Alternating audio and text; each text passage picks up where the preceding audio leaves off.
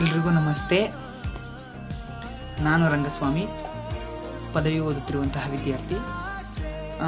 ಈ ವಿಡಿಯೋ ಮಾಡಲಿಕ್ಕೆ ಮುಖ್ಯ ಕಾರಣ ಏನಂತಂದರೆ, ನನ್ನಲ್ಲಿರುವಂತಹ ಕನ್ನಡ ಕಂಪನ್ನು ಎಲ್ಲೆಡೆ ಪಸರಿಸಬೇಕು ಅನ್ನುವಂಥದ್ದು. ಇಷ್ಟು ದಿನಗಳಲ್ಲಿ ಅಂದರೆ ಎಕ್ಸಾಮ್ ಆಗಲಿ ಅಂತ ಕಾಯ್ತಿದ್ದೆ. ಇನ್ನೇನು ಎಕ್ಸಾಮ್ ಮುಗಿಯೋಕ್ಕೆ ಬಂದಿದೆ.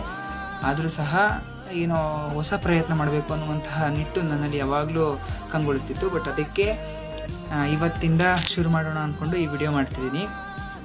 ಏನಂತಂದರೆ, ಇತ್ತೀಚಿನ ದಿನಗಳಲ್ಲಿ ಕನ್ನಡ ಪುಸ್ತಕವನ್ನು ಓದುವಂತಹ ಹವ್ಯಾಸ ಎಲ್ಲರಲ್ಲೂ ಕಮ್ಮಿ ಆಗಿದೆ. ಆ ಹವ್ಯಾಸವನ್ನು ನಾನು ಮುಂದುವರಿಸಿ ವಿಡಿಯೋ ಮೂಲಕ ಪಠ್ಯದ ಅಂದರೆ ಆ ಬುಕ್ಕಿನ ಸಾರಾಂಶ ಅಥವಾ ನೀತಿಕತೆ ಏನಿದೆಯೋ ಅದನ್ನು ನಿಮ್ಮ ಜೊತೆ ಹಂಚ್ಕೋಬೇಕು ಅಂತ ಈ ರೀತಿಯಾಗಿ ವಿಡಿಯೋ ಮಾಡ್ತಿದ್ದೀನಿ. ಸೊ ನನ್ನ ಪ್ರಯತ್ನ ನಿಮಗಿಷ್ಟ ಆದರೆ ನೀವು ನನಗೆ ನೀಡಬೇಕಾಗಿರುವಂತಹ ಪ್ರೋತ್ಸಾಹವನ್ನು ನೀಡಿ ಸಾಕು, ನಾನು ಅದನ್ನು ಮುಂದುವರಿಸ್ತೀನಿ. ಹಾಗಂತ ಇಂದಿನ ಕಥೆಯನ್ನು ನಿಮ್ಮ ಜೊತೆ ಹಂಚ್ಕೋಬೇಕು ಅಂತ ಶುರು ಮಾಡ್ತಿದ್ದೀನಿ. ಮೊದಲನೇದಾಗಿ, ನಾನು ಪದವಿಗೆ ಬಂದ ಮೇಲೆ ಪುಸ್ತಕಗಳನ್ನು ಹೆಚ್ಚು ಓದೋಕ್ಕೆ ಶುರು ಮಾಡಿದ್ದೀನಿ. ಅದರಲ್ಲಿ ಮೊದಲನೇದು ಚೋಮನ ದುಡಿ ಅಂತ, ಡಾಕ್ಟರ್ ಕೆ ಶಿವರಾಮ ಕಾರಂತರ ಕೃತಿ. ಕಡಲ ತೀರ್ಗದ ಭಾರ್ಗವ ಅಂತಲೇ ಹೆಸರುವಾಸಿಯಾಗಿರುವಂತಹ ಡಾಕ್ಟರ್ ಶಿವರಾಮ ಕಾರಂತರು ಜ್ಞಾನಪೀಠ ಪುರಸ್ಕೃತರು. ಮೂಕಜ್ಜಿ ಕನಸುಗಳು ಎನ್ನುವಂತಹ ಕೃತಿಯನ್ನು ರಚನೆ ಮಾಡಿರುವವರು. ಇದೆಲ್ಲ ಆದರೂ ಸಹ ಅವರು ಮೂಲತಃ ಬ್ರಾಹ್ಮಣರ ಕುಟುಂಬಕ್ಕೆ ಸೇರಿದಂತಹ ವ್ಯಕ್ತಿಯಾಗಿರ್ತಾರೆ. ಆದರೂ ಸಹ ಅವರು ಕೆಳಹಂತದ ಜನರ ಬಗ್ಗೆ ಚಿಂತನೆಗಳನ್ನು ನಡೆಸಿ ಅವರ ಕೃತಿಗಳಲ್ಲಿ ಅವರನ್ನು ಕಟ್ಟಿಕೊಡುವಂತಹ ನಿಟ್ಟಿನಲ್ಲಿ ತುಂಬ ಚೆನ್ನಾಗಿ ವರ್ಣನೆ ಮಾಡ್ತಾರೆ.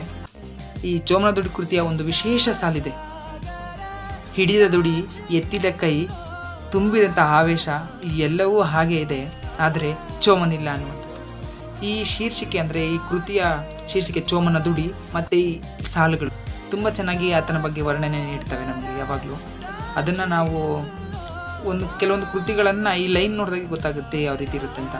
ಈ ಕೃತಿನ ನಾನು ಓದಾಗ ಅರ್ಥ ಮಾಡ್ಕೊಂಡಿದ್ದು, ನನಗೆ ನನ್ನ ತಾತರ ಹಳ್ಳಿ ಜೀವನ ಅಥವಾ ನನ್ನ ಹಳ್ಳಿಯ ಪರಿಸರ ತುಂಬ ಜ್ಞಾಪಕ ಬರುತ್ತೆ. ಆತನ ಮಗಳು, ಆತನ ಮಕ್ಕಳು, ಆತನ ಮಗ ಒಬ್ಬ ನೀರಲ್ಲಿ ಬಿದ್ದು ಸಾಯ್ತಿದ್ರು.